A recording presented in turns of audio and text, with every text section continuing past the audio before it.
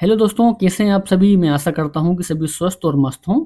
तो आज की वीडियो में हम एक बार फिर से देखेंगे जीके के टॉप 40 क्वेश्चन आंसर को, जो कि सभी परीक्षाओं के लिए काफ़ी ज़्यादा महत्वपूर्ण साबित होने वाले हैं। दोस्तों, आप किसी भी एग्जाम की तैयारी कर रहे हो तो ये वीडियो आपको बहुत ज़्यादा हेल्प देने वाली है। तो वीडियो को छोड़कर बिल्कुल मत जाना, वीडियो कंप्लीट देखना, जिससे आपके एग्जाम में यहाँ से एक भी क्वेश्चन स्किप ना हो सके। तो मेरे प्यारे दोस्तों, शुरू करते हैं आज के हमारे पहले क्वेश्चन के साथ। तो आज का हमारा पहला क्वेश्चन दिया है कि पंचमहल को किसके द्वारा बनवाया गया था। दोस्तों, काफी अच्छा क्वेश्चन है। तो मेरे प्यारे दोस्तों, अकबर के द्वारा बनवाया गया था पंचमहल को। तो ये आपको ध्यान में रखना है। चलिए, बहुत बढ़िया। सेकंड क्वेश्चन हमारा आता है कि रबड़ उत्पादन में भारत का अग्रणी राज्य कौन सा है रबड़ के उत्पादन में।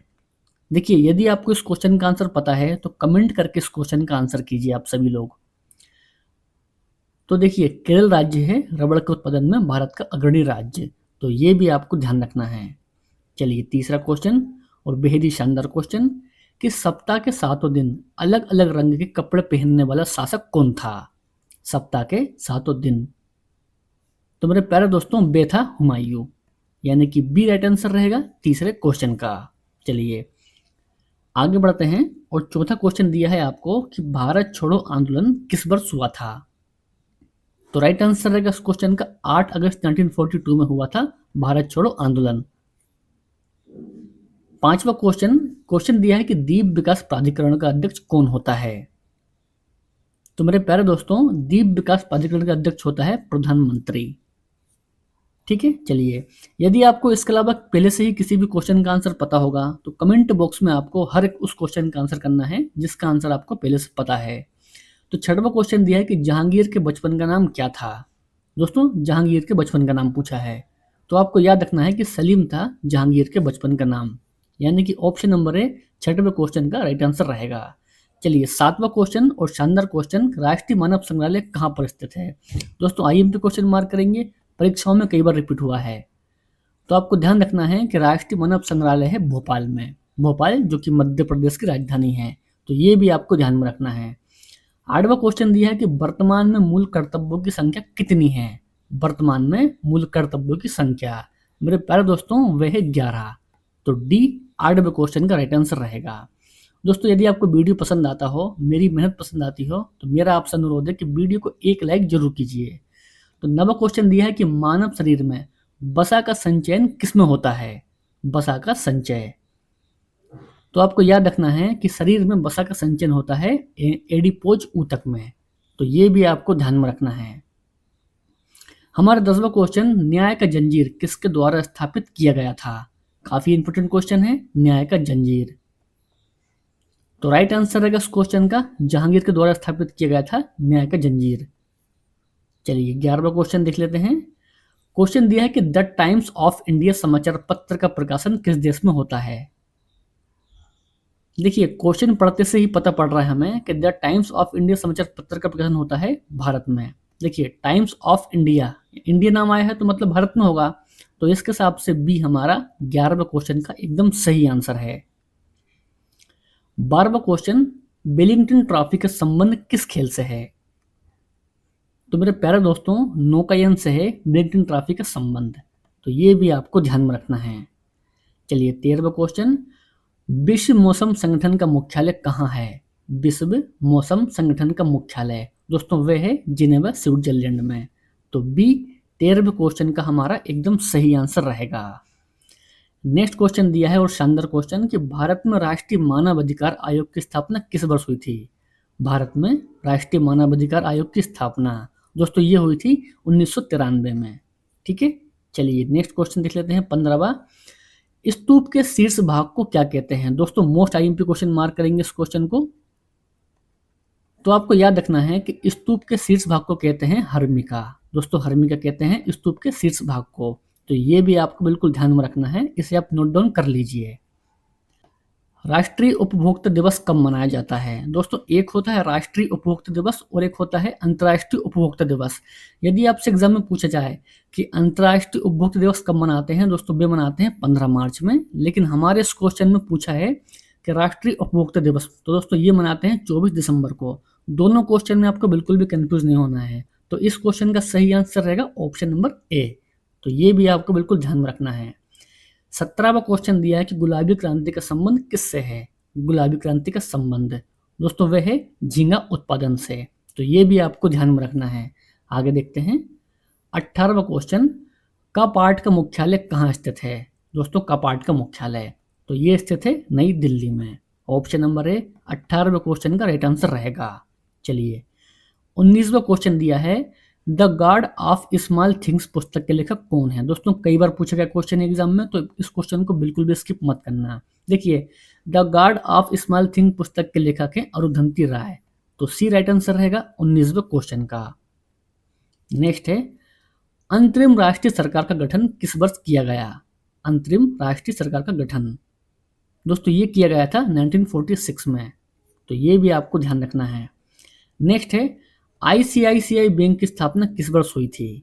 आईसीआईसीआई बैंक की स्थापना दोस्तों ये हुई थी 1994 में, यानी कि बी राइट आंसर रहेगा 21वें क्वेश्चन का। अगला क्वेश्चन दिया है और बेहद ही शानदार क्वेश्चन, पुराणों का अध्ययन करने वाला प्रथम मुसलमान कौन था। पुराणों का अध्ययन करने वाला प्रथम मुसलमान दोस्तों वे था अलबरूनी।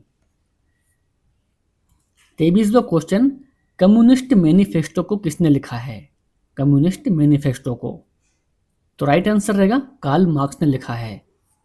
चलिए 24वां क्वेश्चन कि झंडा गीत की रचना किसने की है। झंडा गीत की रचना दोस्तों आपको याद रखना है कि श्यामलाल गुप्ता ने की है झंडा गीत की रचना, तो ये भी आपको ध्यान में रखना है। दोस्तों अगेन मैं आपसे बोल रहा हूँ कि यदि आपने वीडियो को अभी तक लाइक नहीं किया है तो प्लीज़ इस वीडियो को एक लाइक जरूर कीजिएगा। 25वां क्वेश्चन दिया है कि जिंदा पीर किस शासक को कहा जाता है। देखिए आईएमपी क्वेश्चन मार्क करेंगे जिंदा पीर, तो आपको याद रखना है कि जिंदा पीर कहा जाता है औरंगजेब को। ठीक है, चलिए नेक्स्ट क्वेश्चन देख लेते हैं 26वां, डॉक्टर राजेंद्र प्रसाद का समाधि स्थल क्या कहलाता है। डॉक्टर राजेंद्र प्रसाद का समाधि स्थल मेरे प्यारे दोस्तों वे कहलाता है महाप्रयाण घाट।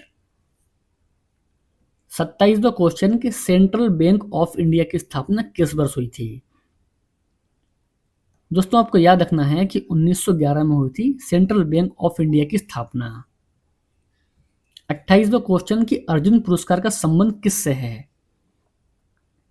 तो प्यारे साथियों खेल से है अर्जुन पुरस्कार का संबंध, तो बी 28वें क्वेश्चन का हमारा एकदम सही आंसर रहेगा। नेक्स्ट है, लेग्यूमिनस किस में पाया जाता है। आईएमपी क्वेश्चन मार्क करेंगे लेग्यूमिनस, तो प्यारे साथियों लेग्यूमिनस पाया जाता है दाल में, तो ये भी आपको ध्यान में रखना है। 30वां क्वेश्चन कि अकबर ने मजहर की घोषणा किस वर्ष की थी। अकबर ने मजहर की घोषणा दोस्तों ये की थी 1579 में, तो ऑप्शन नंबर सी हमारे 30वें क्वेश्चन का एकदम सही आंसर रहेगा। मैं आशा करता हूं कि आपको वीडियो पसंद आ रही हो। संयुक्त राज्य के चार्टर में कितने अनुच्छेद हैं। दोस्तों काफी इंपोर्टेंट क्वेश्चन है, तो आपको याद रखना है कि 111 अनुच्छेद हैं संयुक्त राज्य के चार्टर में, तो ऑप्शन नंबर ए हमारे 31वें क्वेश्चन का एकदम सही आंसर रहेगा। 32वां क्वेश्चन दिया है कि अमेरिकी गृह युद्ध की समाप्ति किस वर्ष हुई थी। तो मेरे प्यारे दोस्तों अमेरिकी गृह युद्ध की समाप्ति हुई थी 1865 में। ठीक है, चलिए अगला क्वेश्चन दिया है कि इलाहाबाद बैंक की स्थापना कब हुई थी। दोस्तों इलाहाबाद बैंक की स्थापना तो आपको याद रखना है कि इलाहाबाद बैंक की स्थापना हुई थी 1865 में। किस गैस को छोड़कर अन्य सभी अक्रिय गैसें वायुमंडल में पाई जाती है। दोस्तों काफी इंपोर्टेंट क्वेश्चन है एग्जाम के पॉइंट ऑफ व्यू से, तो आपको ध्यान रखना है दोस्तों कि रेडान को छोड़कर बाकी ये सभी गैसें वायुमंडल में पाई जाती है, यानी कि इस क्वेश्चन का सही आंसर हमारा ऑप्शन नंबर बी रहने वाला है, तो ये भी आपको बिल्कुल ध्यान में रखना है।